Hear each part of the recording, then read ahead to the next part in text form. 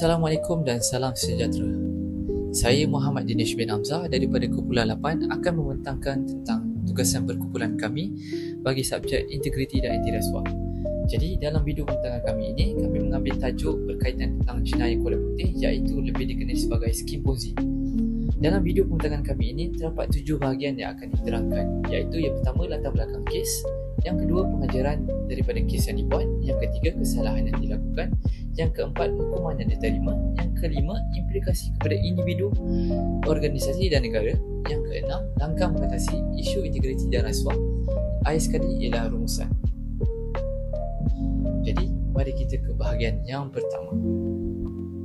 Jadi dalam bahagian latar belakang kes, jenayah kolak putih, skim Ponzi ataupun white collar crime merupakan jenayah yang tidak melibatkan kekerasan. Ia bermotifkan kewangan. Jenayah ini dilakukan oleh golongan profesional di sektor awam dan swasta.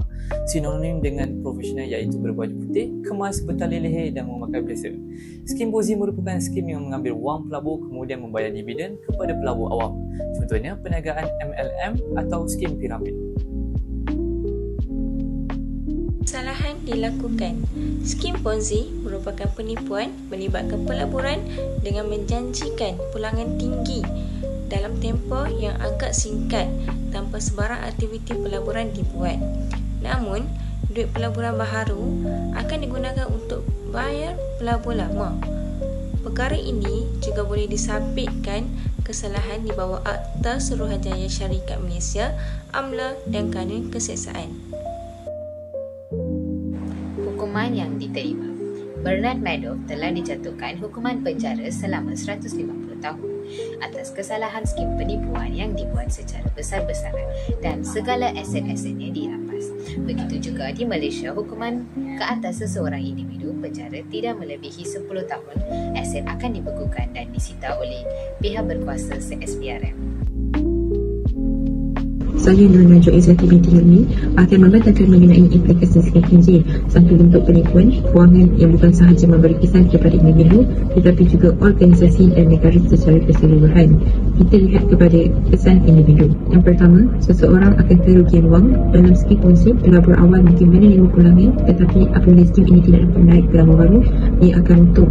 Akibatnya, ramai pelabur kehilangan wang mereka. Malah ia boleh menghadapi tekanan emosi. Kesan kewangan ini bukan sahaja menyebabkan kerugian dari segi wang, malah boleh mengakibatkan kemurungan, tekanan perasaan dan hilang keyakinan diri. Individu mungkin rasa tertipu, malu atau menyalahkan diri sendiri. Seterusnya, kesan kepada organisasi. Kerosakan reputasi korporat. Sekiranya sesebuah syarikat terlibat secara langsung atau tidak langsung dengan skim Ponzi, imej organisasi akan tercalar. Ini boleh menyebabkan kehilangan pelanggan, kejatuhan saham dan hilang kepercayaan daripada orang awam dan pelabur. Malah syarikat yang tidak bersalah juga boleh terjejas jika berada dalam industri yang sama, disebabkan oleh kesan dominannya. Akhir sekali, kesan kepada negara. Yang pertama, kehilangan keyakinan pelabur. Bila skim Ponzi berlaku secara meluas, pelabur domestik dan asing akan mulai hilang kepercayaan terhadap sistem kewangan dan penguatkuasaan undang-undang negara. Yang kedua, ekonomi kita akan terjejas. Pelaburan dalam skim Ponzi tidak menghasilkan sebarang aktiviti ekonomi yang sebenar. Ini membawa kepada pembaziran sumber kewangan yang sepatutnya boleh digunakan untuk pelaburan produktif. Ini memberi kesan kepada nilai mata wang negara apabila aliran keluar wang berlaku secara besar-besaran dan keyakinan pasaran jatuh, mata wang negara pun boleh menyusut dan mencerdaskan kestabilan ekonomi. Kesimpulannya, skim Ponzi bukan sekadar isu kewangan individu tetapi masalah sistematik yang memberi kesan besar kepada organisasi dan kestabilan negara. Oleh itu, kesedaran penguatkuasaan dan pendidikan kewangan amat penting bagi mengelakkan masyarakat terus menjadi mangsa penipuan seperti ini. Sekian, terima kasih.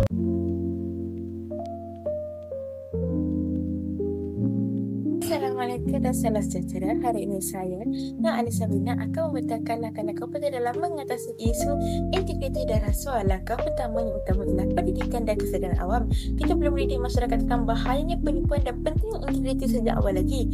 Masyarakat yang sedar akan lebih waspada dan mampu melindungi diri mereka sendiri, terutamanya warga emas. Keduanya, penguasaan undang-undang yang tegas amat penting. Mereka melakukan penipuan dan rasuah harus diukur tanpa kompromi untuk memberi pengajaran dan menegakkan keadilan. seterusnya, pemantauan yang ketat terhadap skim pelaburan terhadap pelbagai skim pelaburan pada zaman kini. Oleh itu, Bank Negara dan Suruhanjaya Sekuriti adalah perlu bagi mencegah penipuan kewangan dan melindungi para pelabur. Akhir sekali, kita perlu menggalakkan pelaburan melalui saluran rasmi seperti SPRM dengan adanya kemudahan untuk melakukan masyarakat dapat memainkan peranan aktif dalam memerangi rasuah dan penipuan. Laporkan aduan melalui portal rasmi ataupun talian Webasto iaitu 1-888-6000. Oleh itu, dengan kerjasama yang erat antara pendidikan, pengurusan undang-undang, pengawasan dan pelibatan masyarakat, kita dapat membina satu masyarakat yang lebih berintegriti dan bebas daripada rasuah. Terima kasih daripada saya. Pengajaran daripada kes yang dibuat. Yang pertama, pentingnya pendidikan kewangan.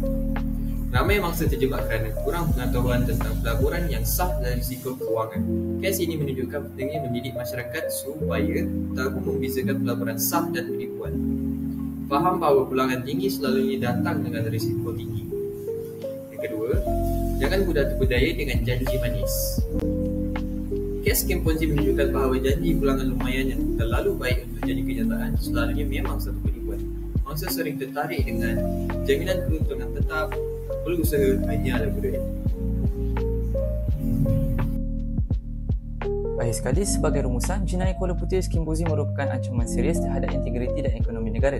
Contoh terbaru adalah kes ahli Parlimen Muar Syed Saddiq Syed Abdul Rahman yang menjadi wakil rakyat pertama dikenakan hukuman sebatan bagi kesalahan jenayah Kuala Putih. Untuk mengatasi jenayah ini, rakyat Malaysia haruslah berganding bahu dengan pihak Suruhanjaya Penjaga Rasuah Malaysia SPRM dengan membuat aduan jika sebarang peniluan berlaku. Penguatkuasaan undang-undang yang lebih ketat dan hukuman berat perlu dikenakan kepada mereka yang terlibat dalam jenayah Kuala Putih. Sekian, terima kasih.